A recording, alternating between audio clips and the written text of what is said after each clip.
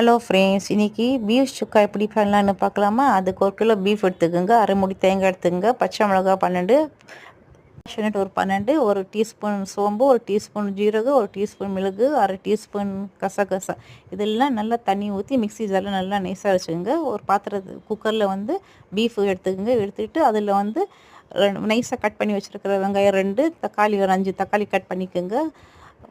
இஞ்சி பூண்டு paste 2 spoon, மிளகா பொடி 1 ஸ்பூனு, 2 ஸ்பூன் தனியா பொடி, 1/4 ஸ்பூனு மஞ்சள் பொடி, அரை ஸ்பூன் கரம் மசாலா பொடி, தேவையான உப்பு சேர்த்துட்டு அரைச்சி வச்சுருக்கிற மசாலா எல்லாம் இதில் சேர்த்துங்க. சேர்த்துட்டு தாளிக்க வேண்டாம், அப்படியே எல்லாம் மிக்ஸ் பண்ணி நம்ம வச்சாலும் போதும். ரொம்ப சூப்பராக இருக்கும், இது டேஸ்ட்டாக இருக்கும். இதை செஞ்சு பாருங்கள். இதுக்கு வந்து நீங்கள் இந்த மாதிரி தண்ணி ஊற்றிட்டு 10 நிமிஷம் நல்லா வதக்க விடுங்க. நல்லா வதக்கின வாடை போன பிறகு வந்து விசில வைங்க. வாடை போன பிறகு நீங்கள் வந்து விசில் வந்தாலே போதும். 10லேருந்து 12 விசில் வரட்டும். அப்போ தான் நல்லா வேகும் கறி. ஏன்னா இது பீஃப்னால கொஞ்சம் லேட்டாக வேகும். இதனால் 12 விசில் வரட்டும், அப்போ தான் நல்லாயிருக்கும். நல்லா வந்த உடனே கொஞ்சம் அப்படியே விட்டுருங்க, உடனே எடுக்க வேண்டாம்.